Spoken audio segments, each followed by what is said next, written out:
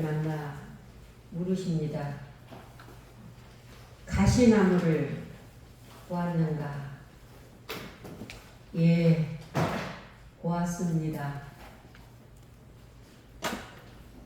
그럼 가시나무는 어떤 나무들이 있던가 물으니까 제자가 생자나무도 있고 또 뭐가 있죠? 찔레나무도 있고 장미꽃나무도 있고 또 뭐요? 아카시아 나무 등이 있습니다. 스승님께서 그럼 그대는 가시 달린 나무로 넓이가 한아름 되는 나무를 보았는가? 못 보았습니다. 그럴 것이다. 네, 여기서부터 법문이 됩니다. 가시가 달린 나무는 한아름되게 크지 않는다. 가시가 없어야 한아름 되는 큰 나무가 되는 것이다. 따라서 가시가 없는 나무라야 큰 나무가 되고 집도 짓고 상량도 올릴 수 있다. 가시 없는 큰 나무는 다용도로 쓸 수 있지만은 가시 있는 나무는 쓸모가 별로 없나니라.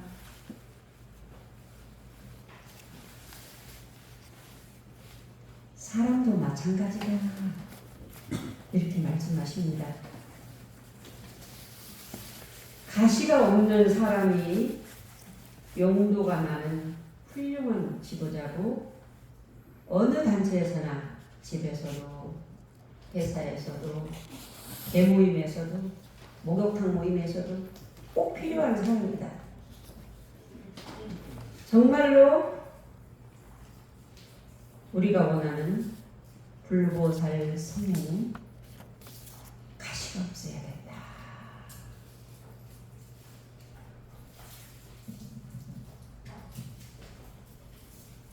이 가시는 남을 찔러서 아프게 합니다. 그렇죠? 가시는 상처를 내서 피를 흘리게 합니다. 자, 남의 가시는 생각하지 말고 나의 가시만 생각하면 될 것 같아요. 왜냐? 내 공부하고 내 인생 그 누가 책임져 줄 수도 없고 조물주는 나인 것을 알고 우리는 인과가 끝나는 게 아니라 영생학을 확신한다면, 자, 내가 그동안 살아오면서 여러분들 내 입을 통해서 나온 말의 가시를 한번 생각을 해보세요. 이 법당 안에 가득 채워도 부족할 만큼 가시가 많지 않았어요? 입을 통해서 나온 말의 가시. 미움, 증오, 분노, 이간질. 결국은 타인에게 찔리게 하려고 했지만은 자신을 상처내는 말의 가시였죠. 지나고 보니까 그러더라고요.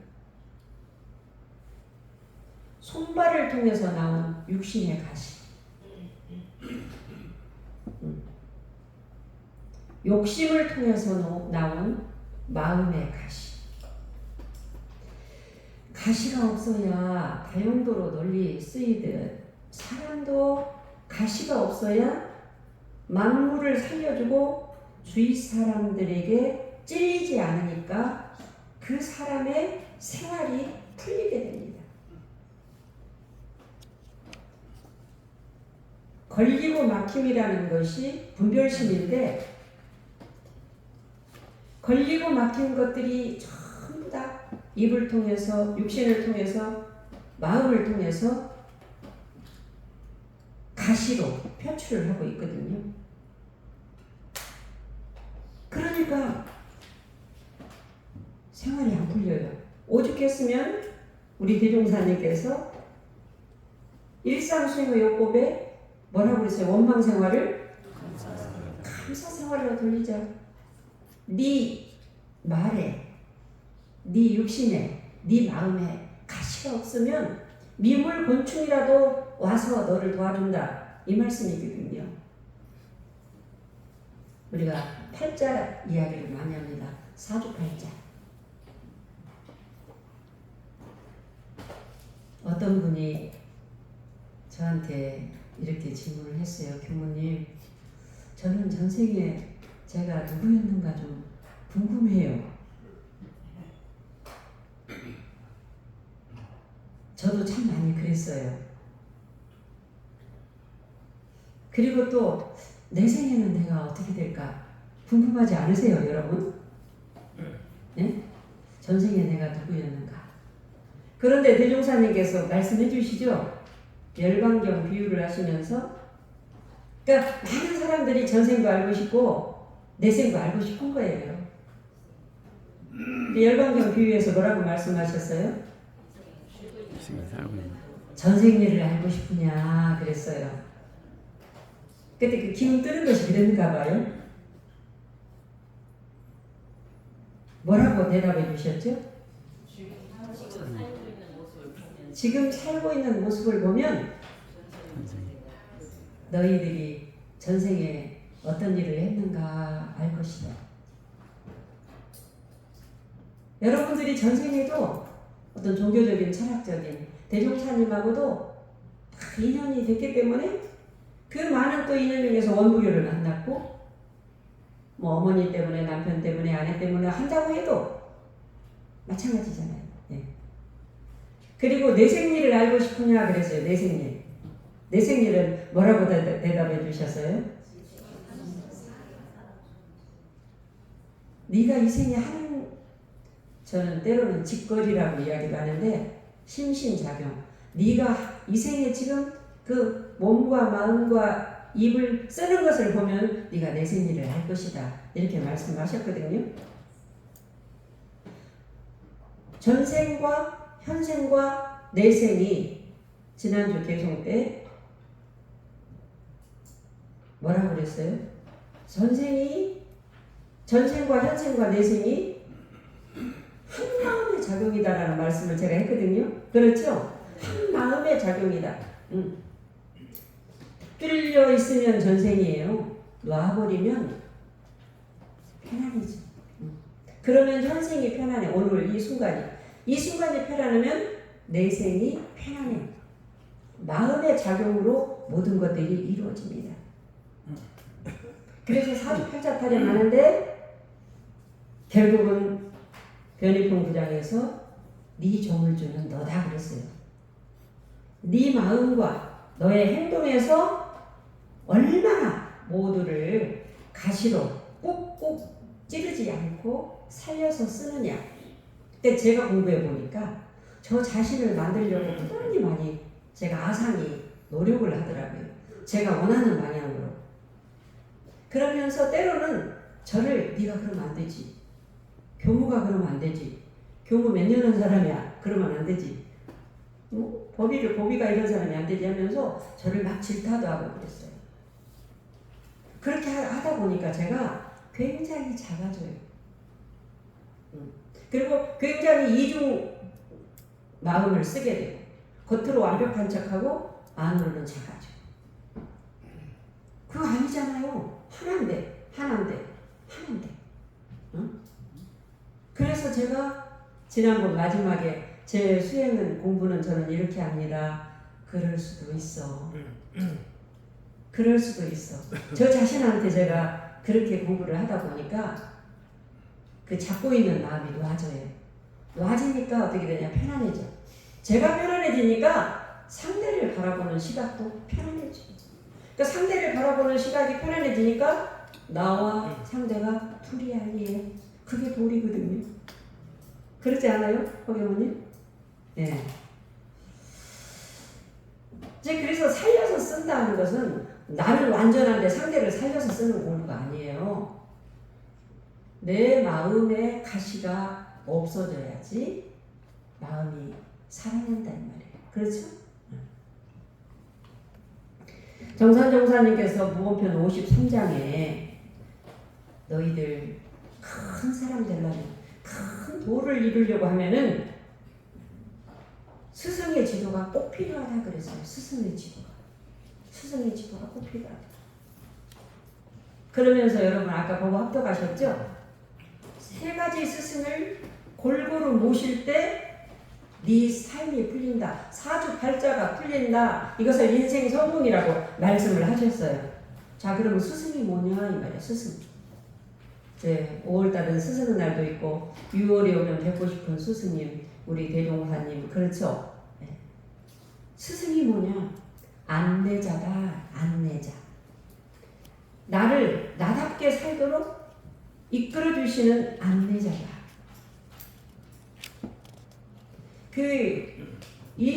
이 생에 성공했다는, 참 존경받는 분들을 보면 꼭 사람들이 뭘 묻느냐? 스승이 누구신가? 이걸 묻죠? 아, 그런 스승이 계셨기 때문에 이런 사고와 이런 판단을 하고 있었네 하면서 현재 하여튼 그렇습니다. 네. 그런 어떤 스승인 바로, 그리고 그 스승은 내 인생의 삶의 그 방향을 결정해주는, 그래서 안내자죠. 그리고 스승은 서로를 비춰주는 거울이다 하고 대종사님께서 변희품 27장에 말씀을 해주시면서 너의 스승은 내가 되고 나의 스승은 네가 된다 그랬어요. 그래서 우리가 살아가면서 지금 살아온 거 빼놓고 앞으로 얼마나 살지 모르지만 진정으로 살아가는 내 삶에 있어서 죽어서 어떻게 되든 그거 놔두고 지금 현생에서라도 뭔가 좀 더 편안하게 그야말로 지탄받지 않는 그런 사람으로 스스로가 생각한 이런 삶을 살려면은 많은 스승을 모셔야 된다 그랬어요. 그리고 스승의 어떠한 지도에도 순응하면서, 그리고 그 스승에게는 자신의 허물도 사실 직구하면서 자기 발전을 위해서 피나게 노력하는 사람이다 그랬어요. 그러니까 완성형이 아니라 끊임없이 발전형의 90이 되신 어른도 끊임없이 발전형의 그러한 삶을 사는 거 중요하죠. 에이, 나이 80 됐으니까 이제 다 되지 뭐. 내가 여태까지도 그렇게 참고 살았는데 뭐 되는 대로 막 한 달 한씩 어른 됐는데 하면서 막 누구 손해예요? 자기 손해예요. 그래서 스승을 잘 찾는 사람은 농담 속에서도 스승을 발견하고 널려있는 종이 쪽지 속에서도 스승을 찾고 절망과 좌절, 어둠 속에서도 스승을 발견을 합니다. 대종사님은 걱정 중에서 아주 몹시 걱정한 사람은 어떤 사람이냐 하면은 마음에 어른이 없는 사람. 마음에 어른이 없는 사람은 굉장히 걱정하셨어요. 그래서 이 시간 정산종사님께서 가르쳐주신 세 가지 스승에 대한 법문을 통해서 생활이 풀리고 영생에 행복을 얻는 우리들이 되기를 바랍니다. 첫째는 정산종사님께서 여러분들 아까 보고 합독하셨죠? 뭐라고 그랬죠? 무슨 스승? 사람 스승. 따라서 해볼까요? 사람 스승. 사람 스승. 사람 스승. 사람 스승. 대종사님께서는 굴지품 13장에서 천지에 아무리 다복찬 진리가 있다 하더라도 스승이 아니면 그 진리는 진리를 어리석은 중생은 모른다 그랬어요. 자기 잣대로 보기 때문에 그래요. 그러니까 내가 지금 잘 가고 있는지, 내 생각이 바른지 늘 문답감정을 우리는 교당 와서 해야 되거든요. 교당 와서 할 시간이 안 되면은 전화로.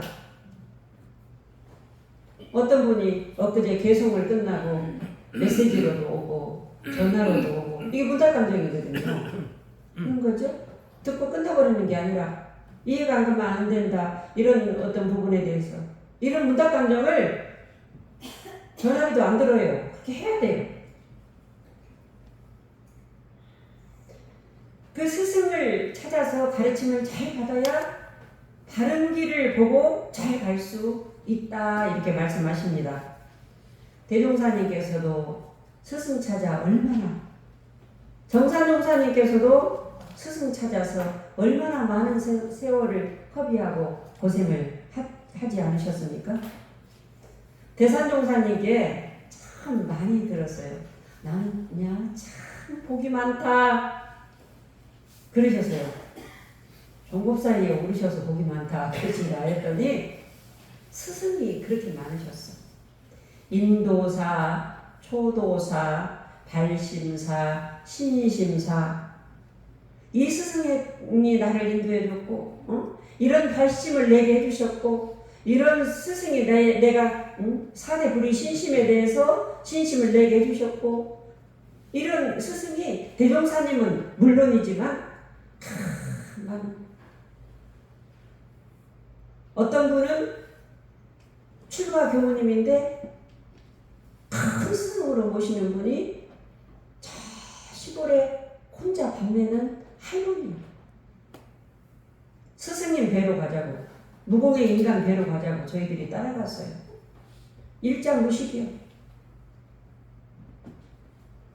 그러면서 나올 때 그 교부님이 하시는 말씀이 저 어른은 사가 떨어진 어른이라 우주 기운하고 함께 호흡하신다. 그거죠? 네. 이게 스승으로 모시는 거예요. 근데 그 스승을 알아본 그 교부님도 얼마나 복이 많아요. 그렇죠? 어느 청년 교도에게 물었어요. 네가 가장 존경하고 따르고 싶고 네 삶에 가장 영향을 주시는 스승이 있느냐 하고 이제 물었어요. 그랬더니 한참을 머뭇거려요. 뭐라고 대답을 했느냐 하면 그 청년이 예, 바로 제 아버지입니다. 그러시더라고요.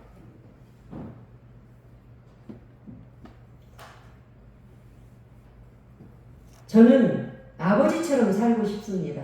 그러더라고요. 제가 쭉 이야기를 했지만은 그 아버지께서 얼마나 잘 살으셨으면은 피를 나눈 부모이자 스승으로 보여질 수 있을까? 참으로 그 아버지는 인생에 성공한 분이다. 그런 생각을 했습니다. 어느 교도님께 또 물었어요. 스승을 모시고 사십니까? 예. 모 교당 교무님입니다. 그러면서 그분이 하시는 말씀이 저는 그때 사업에 완전 실패해서 이혼 도장만 안 찍은 상태였고 날마다 찜질방에 가서 이제 왔다 갔다 하는 거예요. 그런데 오다 가다 보니까 어디 원불교라고 써 있어서 저거 불교인가 보다 싶어가지고 찾아갔대. 그 검정치마 흰쪽을 입은 교무님께 그때도 그냥 술이 곤돌에 만들에 대해서 이제 찾아갔대. 근데 원불교에 입문해서도 그 술 기운을 감정이 끊을 수가 없어. 담배하고 술하고 함께. 또 며칠간 있다가 왕창 술을 먹고 그날도 횡설수설 해가지고 교당을 찾았다. 그런데 그때마다 교무님께서는 저를 받아주셨습니다. 교무님은 저의 생명의 은인이요 영생의 스승님이십니다. 그분이 지금은 이제 그 교무님은 가셨죠. 술도 적당히 마시고 담배는 완전히 끊고 그 교당에 나처럼 이런 완전히 폐인도 원불교는 사람 만드는 공장입니다 하면서 교화를 하고 다녀요. 그리고 오시는 교무님마다 그때 교무님처럼 똑같이 모셔. 그때 교무님을 이렇게 모시고 오시는 교무님을 이렇게 모시고 하는.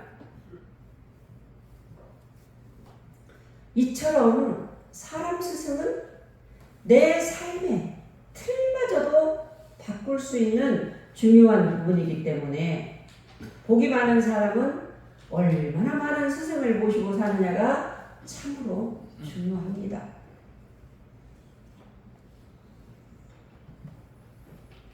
두 번째는 우주 스승이라 하셨습니다. 따라서 해볼까요? 우주 스승. 우주 스승. 우주 스승. 우주 스승. 대종사님께서 수행품 23장에 귀를 기울이면 곧 경전을 들을 것이요 말을 하면 곧 경전을 읽을 것이다. 세상사 돌아가는 이치를 경전 삼아라 하셨습니다. 비가 얼마나 많이 왔습니까? 저 진북천이 완전히 막혀버려가지고 제가 걸으려고 했더니 통제하더라고요. 그런데 비만 오는 게 아니더라고요. 제가 우리 교당의 어른들을 생각했어요. 저 같은 사람도 비가 오니까 정신 기운도 맑을 때보다 덜 좋아. 그러지 않아요? 저는 그러대요. 그 다음에 몸이 아파. 안 아프신 어른도 계시겠지만 우주 기운하고 우주 기운하고 이 몸 기운하고 마음 기운하고 둘이에요? 하나예요? 하나예요. 딱 하나더라고요. 그러면서 길을 탁 막아. 천이 넘치니까. 전부 다 지금 저기 정전 대종경을 내놓고 읽으라 이 말이잖아요. 네? 추운 겨울이 지나고 정말 어김없이 진북천 냇가에 봄 기운이 막 꽃들이 또 실록의 푸르름들이 온 천을 지금 다 아름답게 하고 있습니다. 그리고 우리에게 희망을 주지요. 계절의 스승은 이처럼 우리들에게 기다림의 교훈을 주시고 여름 장마 하수구도 어떻게 해야 되고 어떻게 해야 되고 낙엽은 어떻게 해야 되고 지금 정부에서도 하지만 각 가정에서도 해야 됩니다. 우리가 살다 보면 인생에도 여름이 장마가 와요. 삼재팔란이라고 하는 장마죠. 그 겨울이라고 하죠. 인생 겨울. 그 장마 대비해서 내가 공부가 잘 될 때 저축해야 돼요. 준비의 가르침을 주는 스승입니다. 그리고 추운 겨울이 아무리 기승을 부려도 봄은 꼭 오듯이 내 인생에 제 아무리 시리고 힘든 고비도 견뎌내는 자에게는 반드시 인생에 기회를 주시는 우주 스승을 우리는 잘 모시고 살아가야 합니다. 그래서 정산종사님께서는 원리편 57장에서 인간복만 타지 말라. 천복을 짓고 받아라. 그러려면 사람 스승만 되지 말고 삼계 스승 되라 그랬어요. 그 교무님께서 대종사님은 물론이지만 저 시골에 정말 반면에 그 할머니 이를 스승으로 모셨던 것은 그분이 그 인간 스승만이 아닌 것 같아요. 우주 기운과 호흡하는 분이다. 왜? 그분은 사가 떨어졌기 때문에. 근데 그분 이야기를 조금 해보자면 무슨 일들이 원불교 만나서 잘 풀렸느냐 그게 아니야. 잘 안 풀려도 원망하지 않고 잘 풀려나가도 교만하지 않고 그러다 보면 어떻게 되느냐. 빚이 있을 때는 빚을 갚는 기회가 되고 시련과 역경으로 빚을 갚는 기회가 된단 말이에요. 그리고 빚이 없으면 어떻게 되느냐. 교만하지 않으니까 저축하는 기회가 되다 보면 그 사람은 그 할머니는 그냥 밥만 메고 있는데 주위에서 사람이 몰려. 그러니까 주위에서 사람이 몰린다라는 것은 이 빚이 탕감됐다라는 거잖아요. 네.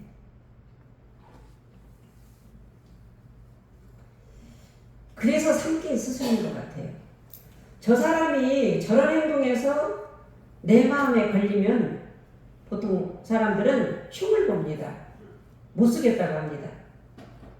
그런 사람은요, 마음에 스승 모실 자격이 없어요.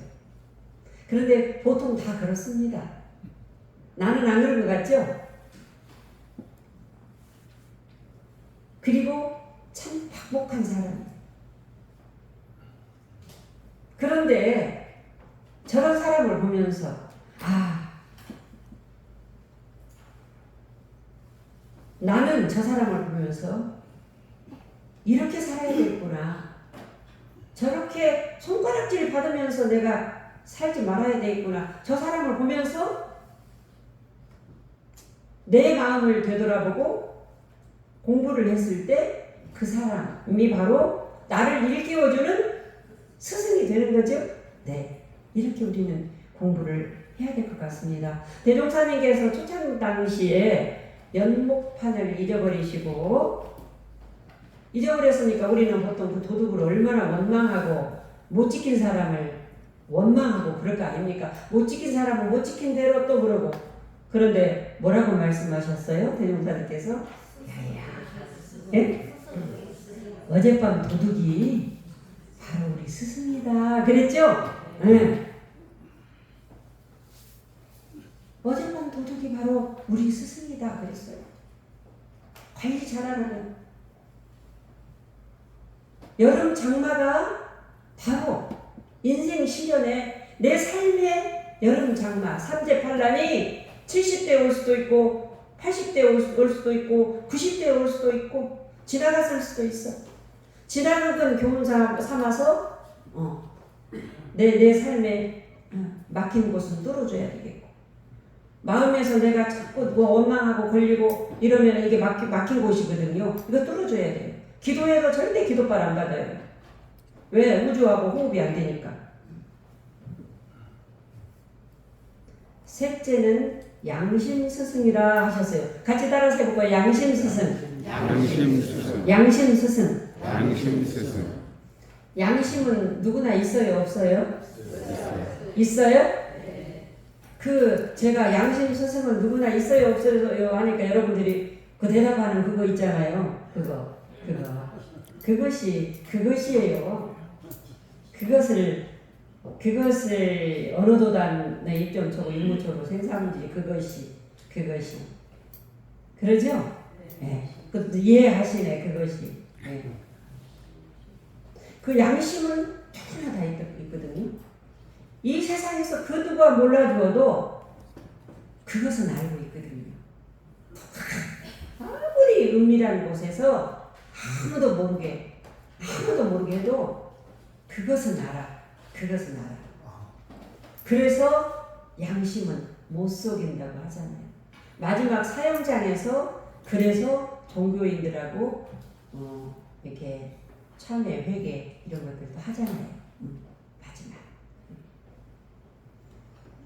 몇십 년간 그렇게 있다가 나중에 양심 고백수도 있잖아요. 그렇죠? 양심 고백. 대종경 인과품 22장에서 사람은 모든 악행을 자신이 제재하지 못하면 사람들이 제재할 것이요. 뭐라고 그랬어요? 사람들이 제재하지 못하면 진리가 제재한다 그랬어요. 천벌 내린다 그 말이에요. 천벌 내린다. 애들은 조금 크면은 본능적으로 자기 위주로 이렇게 하려다가 그 엄마가 알아요. 그거 아이가 거짓말 했는지. 처음에는 거짓말 했지? 그럼 아니야 하면서 더 화를 내고 막 엄마를 때리고 하다가 나중에 또 이렇게 물어보면 뭐라 그래요? 끄덕끄덕 하잖아요. 금방 아이들은 그래요. 근데 하여튼 남편한테나 아내한테도 여러분들 양심을 한 번도 안 속이고 살았는가 한번 생각을 해봐요. 예? 다 웃으시네. 자기만 알거든요. 어떤 분은 실컷 놀다가 요즘에는 좀 참 좋아서 집밥하는 음식점에 가서 음식을 딱 사가지고 쌀은 씻어놓고 남편이 딱 온다고 하면은 밥만 떠글떠글떠글 그래가지고 탁 차려내면은 나는 절대 밖에서 먹는 밥 싫다고. 밖에서 아내가 해주는 밥 좋다고.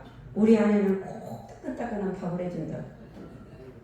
닭을 속이고 살아요. 그렇죠?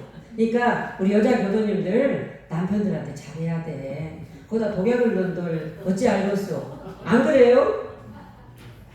서로 같이 이렇게 한 달 한씩 어른 됐다고 막 함부로 하지 말고, 또 남편들은요 말도 못하고 혼자 울지도 못하고 그러면서 괜히 그냥 한마디씩 그냥 몰아놨다가 한마디씩 하면은 또 말에 가시가 되잖아요. 아내들한테 가시 많이 찔렀죠? 예? 남자 교도님도 그랬어요? 안 그랬어요? 많이 가시로 많이 찔려요. 서로 간에 이렇게.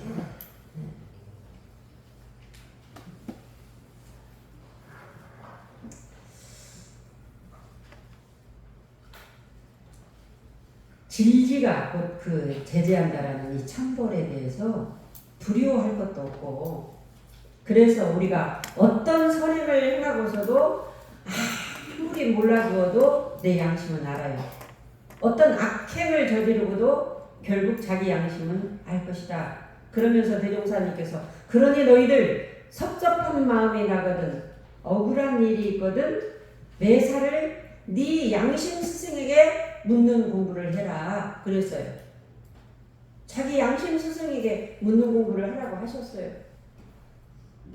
아까도 말씀드렸듯이 우리가 도인을 말할 때 사심 없는 사람을 말해요. 이론상 서문에 위력을 얻도록까지 서원한 위력이라는 것은 사사가 떨어져야 돼. 그래서 사심 없는 사람은 어떤 일을 해놓고도 바램이 없어요. 우리가 바램이 있다라는 건 남편이나 아내에게 자식에게 바램이 있다라는 것은 그거 자기 위주로 생각하는 어떤 욕심이, 좋은 욕심이든 아들 위해서 자식 위해서 하는 욕심이든 그 욕심이 들었어. 그러면 아들이 공부를 잘할 것 같아도 천만에 못해요. 아들 마음을 첫째는 읽어줘야 돼요. 읽어줘야 돼요. 그러면서 스스로가 아까 기다림의 교훈이라고 그랬는데 스스로가 공부를 할 수 있도록 기다려줘요. 어느 교도님께서 이남 일녀를 뒀는데 딸들은 다 잘 됐어. 아들 하나를 낳으려고 해가지고 늦게 낳았는데 잘 컸어요. 그런데 대학까지 잘 나오고 군대까지 갔는데 직장 취업이 안 되는 거예요. 밖에서 나이는 먹고 그런데 취업도 안 되고 무기력증에 빠지니까 밤중에 한두 시간 밥 먹고 하루에 한 끼 낮에 자고 하는데 팔딱 뛰다 죽겠다고 해요. 그런데 요즘에 껐떡하면은 아파트에서 떨어져 버리니까 말도 못해. 그 귀하고 귀한 아들.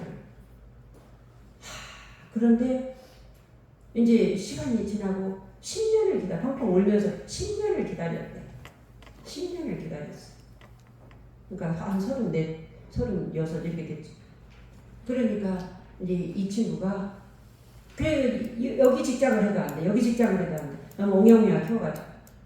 그래서 10년을 기다려가지고 이제 직장을 들어가니까 월급이 적든 안 적든 아침에 일어나서 출근하는 그것만으로도 너무나 감사하고 그냥 저녁에 퇴근하는 그것만으로도 너무나 감사하고 그렇답니다. 그래서 한 가지 잘한 것이 뭐냐면 기다려주죠. 근데 두 부부 간에 그 마음이 같았으니까 그렇지. 아내는 남편한테 막 쪼고 남편은 아내한테 딱 쪼고 자식을 이렇게 한다고 저렇게 한다고 했으면 안 됐을 거예요. 다 알지. 방법이 틀리고. 그러지만 그렇게 기다려주니까. 그러면서 그 교도님이 하는 말이 모교단 교도회장인데 겨울이 지나니까 봄은 오대요. 이제 이런 우리 삶에도 똑같은 것 같아요. 양심 스승 사심 없는 사람은요 기다린다라는 마음도 놓아버리니까 10년을 기다렸지. 안 그래요? 기다리면 뭔 일이 풀린다 했으면 못 기다려. 힘들어요. 그 마음도 없이. 그래서 제가 그분하고 늘 통화할 때 그랬어요. 그냥 죽은 것보다 살아있는 게 낫지 않습니까? 아이고 그럼요. 왜 그런 말씀하세요? 그랬어요. 그렇지 않아요? 그랬어요. 근데 나중에 그만둬 놔버리니까. 사심이 없는 사람은 내 양심에서 떳떳하기 때문에 누구 앞에서나 당당할 수가 있습니다. 평가받는 것에 별로 관여하지 않아. 목에 칼이 들어온다 해도 정이든 행하고 불의든 행하지 않을 때 그 사람이 부부간에도 마찬가지고 자식간에도 마찬가지고 그게 믿음이죠. 신용이 생기고 그 믿음이 있는 사람만이 주위에서 사람을 부렸을 때 저 사람은 할 수 있어 하고 그 주위에 사람이 모이게 되죠. 이게 바로 양심 스승, 자기를 되돌아보는 그런 삶을 사는 사람이라고 생각을 합니다. 우리 다 함께 스승을 모시면서 내 말에 가시를 잘라냅시다. 내 행동의 가시를 잘라내고 내 마음의 가시를 잘라냅시다. 스승이라는 것은 안내자요 거울입니다.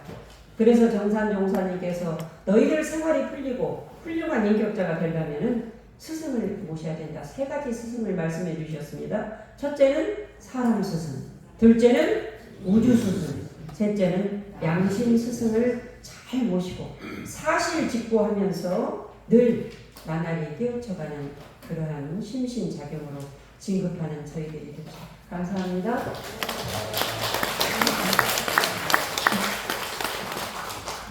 네, 부모님